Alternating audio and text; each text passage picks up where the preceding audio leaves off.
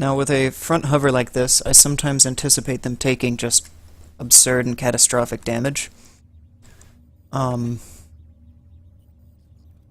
and that's why sometimes I'll just connect them directly to the outside shell, as opposed to trying to even bother connecting them to a core, because I just don't think it's worth it.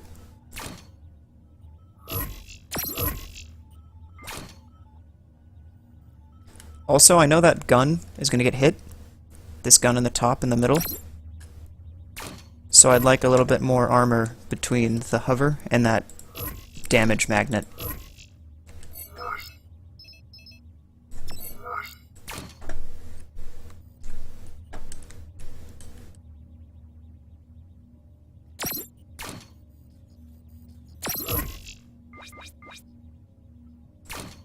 Okay.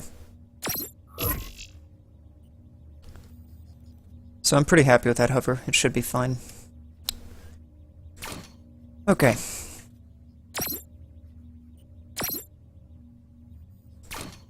Now it's going to be hard to place the rest of these hovers with this gun and its hitbox. I'm going to see real fast if there's any way it can be pushed further out. I don't think so. It looks like it's already colliding with the Mega Gun, but I have to try.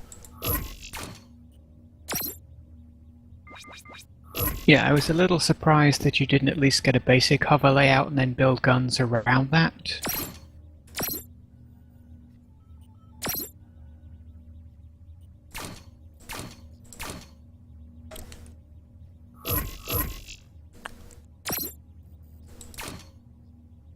There, this looks like it might be successful.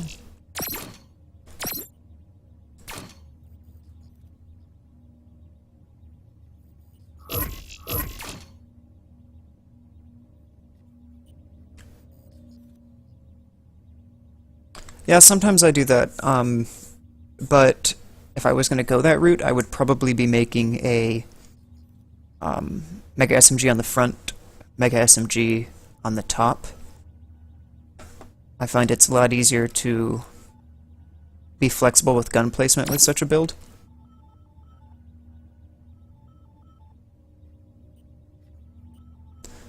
And I'm also at a point where I think I'm unnecessarily constraining the build right now. It would be helpful if this could be wider.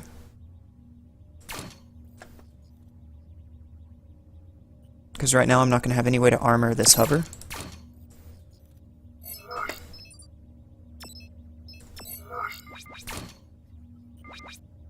Yeah, one layer. It's not really going to be enough.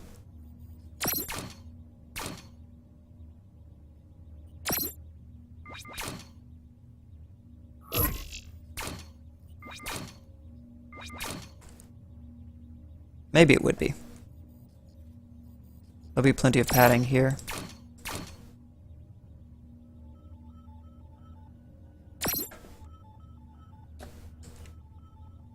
Yeah, I think you're right. Would have been wise to do an initial placement of the hovers.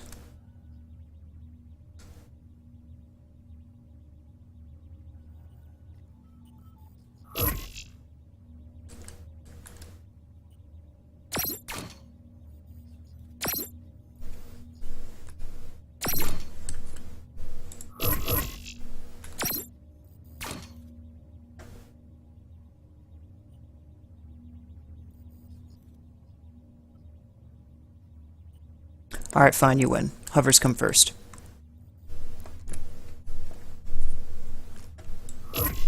I'm not sure you should follow my direction, or my hoverbots end up with a tendency to roll.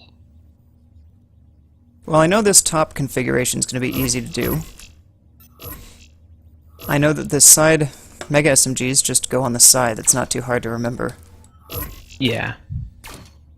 I might make a little bit more wiggle room. Who knows how wide I'll make it. But I'll do a hover configuration first. So this is actually going to be a lot easier if I'm just doing the hovers first.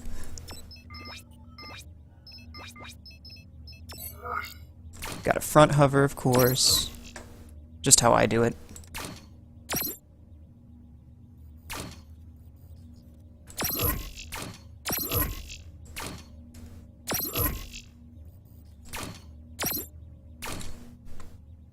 Okay.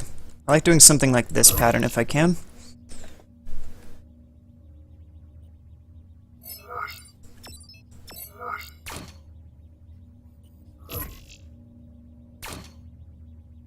Alright. So the question is how to do this. User disconnected from your channel. Goodbye, user. User joined your channel. Hello, user. Hello. What are you guys playing? I'm building a hovercraft and streaming it.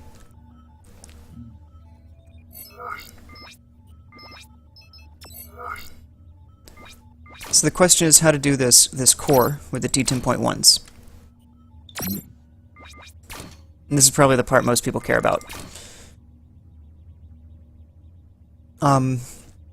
Let's suppose I did this right here. I'll analyze what happens. Okay. The idea with this build would be that the block the E-plate is mounted to, I can mount anything else to now. And when the damage gets there, the E-plate goes away. So does the block it was mounted to, and maybe that extra block. And that's all well and good. Everyone's happy.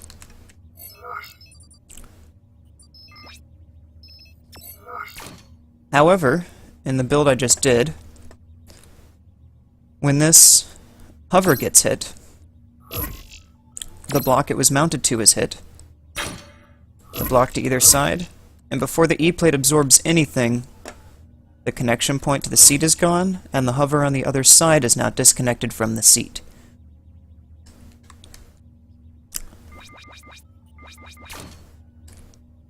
So what you need to do when you make a core like this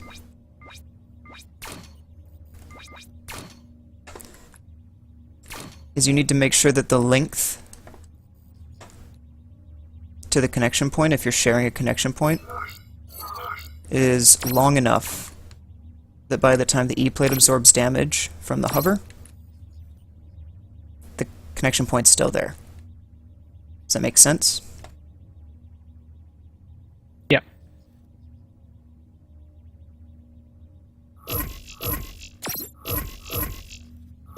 And so that's why I like to usually have them be rear-facing. I think it makes it easier.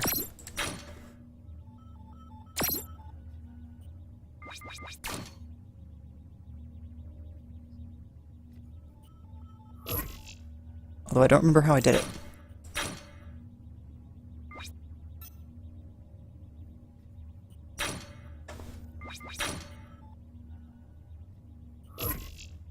How do you know how long is long enough? Just adding the health values and calculating the biggest hit it needs to take? Actually, no. I'm making an approximation here that may be unfounded.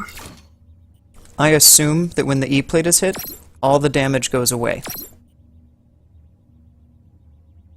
It may be that's not actually true. I find in practice it's good enough. So right now, if this hover is hit, hover goes away. I'm going to turn off mirroring. Mounting block goes away. These two blocks go away. This and this go away. And the connection to the seat and the E-plate go away at the same time. Which means this hover is now disconnected from the seat. So that's no good.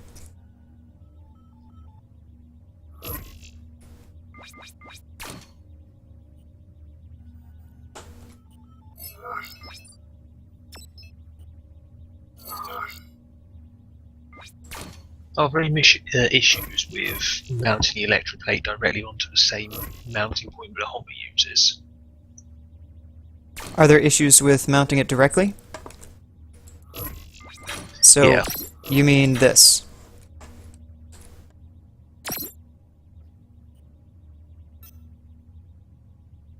And I literally mean sticking the plate on the... Yeah, that. Yeah. Okay. The problem with doing that is, suppose, you know, the outside is going to... I'm going to connect to the outside of the robot through this. When damage comes in from the outside, it will come in, propagate to the mounting block of the hover, and then it will propagate to both the E-plate and the hover, but you lose the hover. Right. And I prefer not to lose the hover when taking damage from the outside, is the idea. So that's why you have to go through all this hubbub to make everything long enough.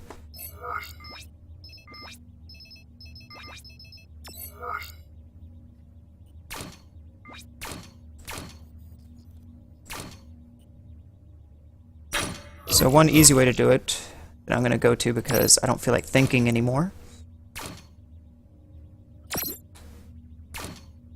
Something like just literally making a long chain until everything's long enough.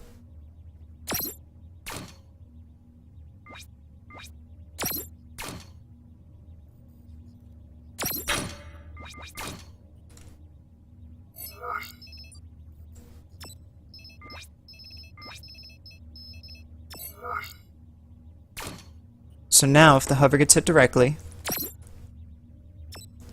mounting block goes away, block to either side goes away. Oh, it needs to be longer yet. We're still not there. But do you see the pain? How long this takes to really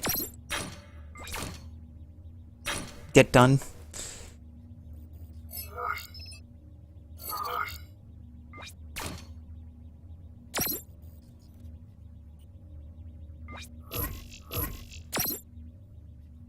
Probably should have looked at how I had it before I made the video.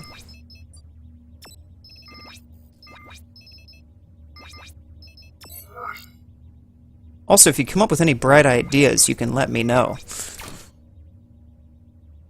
So how many cubes between the seat and the hover? So, Roughly, is it 3, 4? you want to, in this case, you want it to be 3. It depends on where you put the electroplate. So I don't actually like this layout, but I'm doing it just to demonstrate my point. Because this is way too long. I'm wasting a lot of space for no reason. Right. But I'm just showing you what will happen.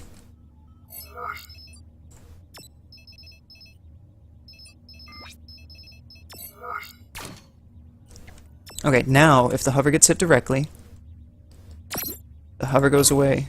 I'm going to do this in order.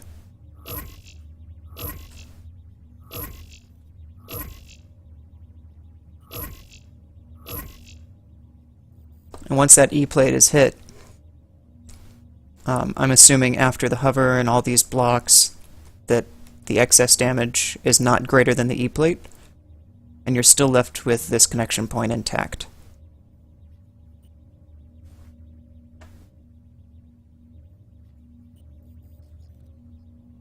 Was querying the damage, querying the way damage propagates in the Twitch chat. Ah. The way damage propagates is by depth. It's not random anymore. There was... I mean, it might have been another change where it is again. Anyway, there was one update where it used to be more random. In other words, all you know is the damage is going to propagate to somewhere that's connected to what got hit. There's still some randomness. So, for example, if you get hit in a place where you have 2 connecting blocks, the block that it goes to first is chosen at random. But it will exhaust everything at that depth before moving on to greater depth.